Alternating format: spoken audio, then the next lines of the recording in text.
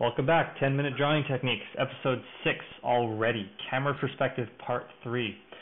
By now I hope you might have gathered that everything we do has to do with perspective. Everything, every line, every shape, everything that you put on paper is something that is done in perspective.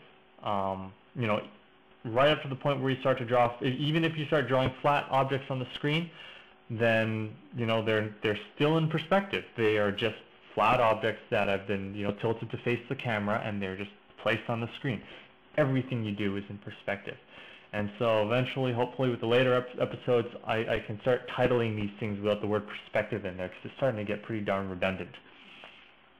Okay, so anyway, we left off talking about the cubes, talking about how you can see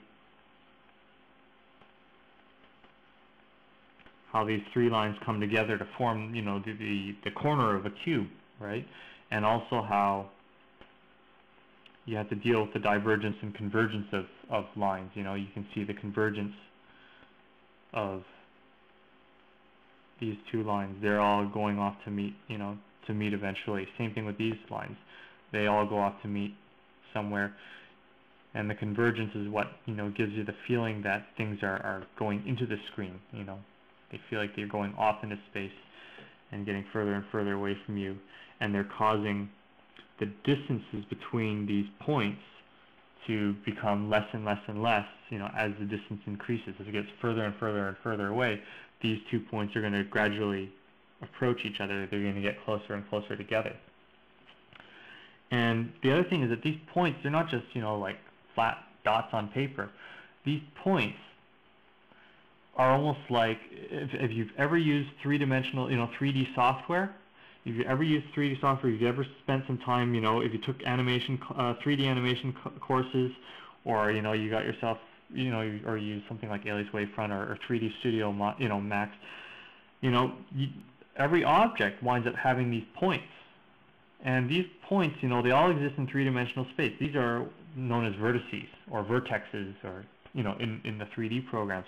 So when you're drawing, when you're thinking about, rigid mechanical shapes, especially for architectural design, mechanical design, any of this kind of thing, keep in mind that the points are like, they're like vertices. And whenever you're planting these points, when I was telling you earlier about the whole point-to-point technique, plotting a point down and then, visualizing a line between the point and my pen, and seeing the line going there, and then plotting a point down and drawing, you're placing vertices and you're placing edges, you're placing edges and vertices in space. You're sculpting with form.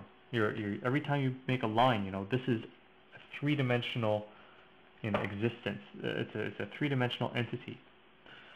So no more 2D thinking, okay? No more of this great, wonderful shapes stuff. That might have to do with composition and having nice shapes, but now you're thinking about volumes. You're sculpting. You're a sculptor now. Okay?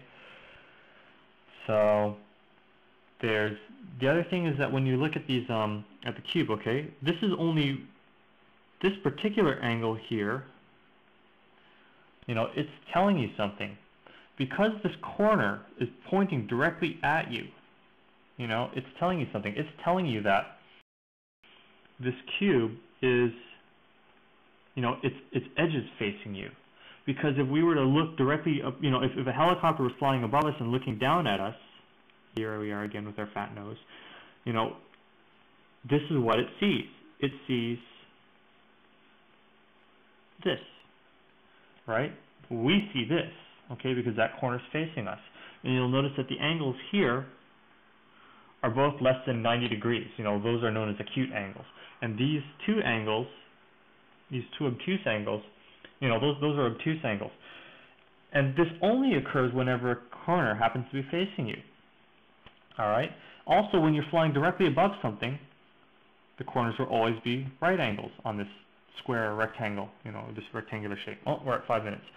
So, the angles that are presented to you when you look at something will tell you something. It means that when you're out there and you're drawing from life and you're looking at buildings, and you start seeing angles where you know, where like, you know, an obtuse angle, these obtuse angles are being presented to you, then you know that a corner is facing you. It is telling you that. So the techniques I give you, you're not simply just, you know, you can use them to help decide, you know, shapes in your imagination. But when it's time to, you know, draw something from life, if you can observe those angles and know what they're telling you, you know, they're telling you something. And from there, you know, it's easier for you to recreate things. Now, if I see, you know, a trapezoid like this, oops, lousy bad point-to-point control. Okay, if we see a trapezoid, you know, from a square surface like this, and we see two obtuse angles, two acute angles, again, we know that this thing is presenting a flat edge. It's showing us an edge like that, you know, and we know that we're sitting up here, okay, from our helicopter view. We're looking straight at a flat edge. And, you know, if we were to look at, take the same scenario, look up here, except from the helicopter's eye view, you know, we see this. We're staring straight along an edge. What would you see?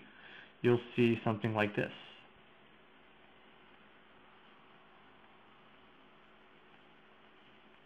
And you'll know you're staring at this edge straight on. Why? Because you'll get two 90-degree angles right there.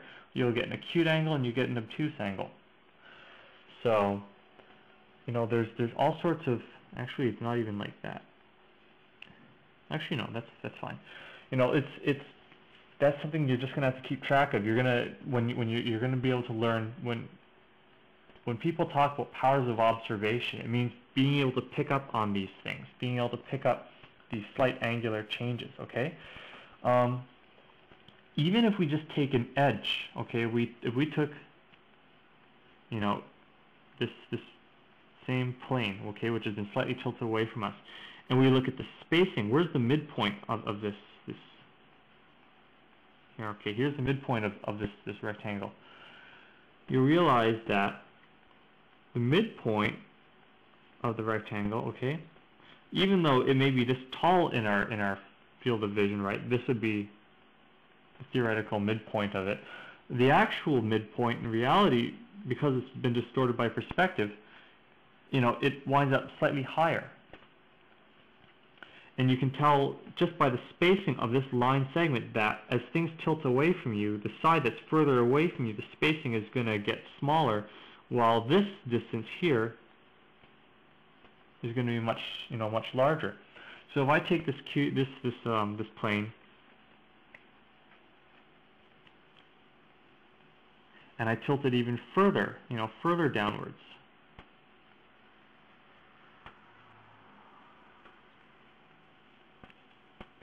you know, look at what happens. It becomes even less, you know, and just by measuring the spacing of an object, you know, of a single line segment, taking a line segment like this, if you put the spacing dead in the center, if you put the center, if you divide this line in half right down the middle, it's telling you it's a flat line. If we were to turn this into a cylinder, that's what would happen, okay? But if, on the other hand, you take this line and you alter the spacing so that point is way up high there,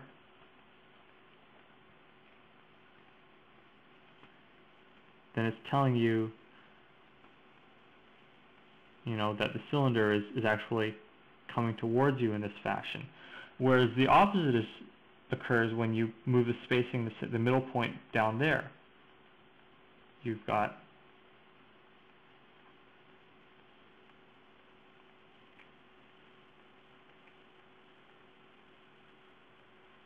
something like this forming. Whoops. Okay? And this is the bottom end that you see that faces you. This is the bottom end that you see that faces you. So anyway, out of time. Maybe we got more stuff to show you. I'll catch you later. Bye.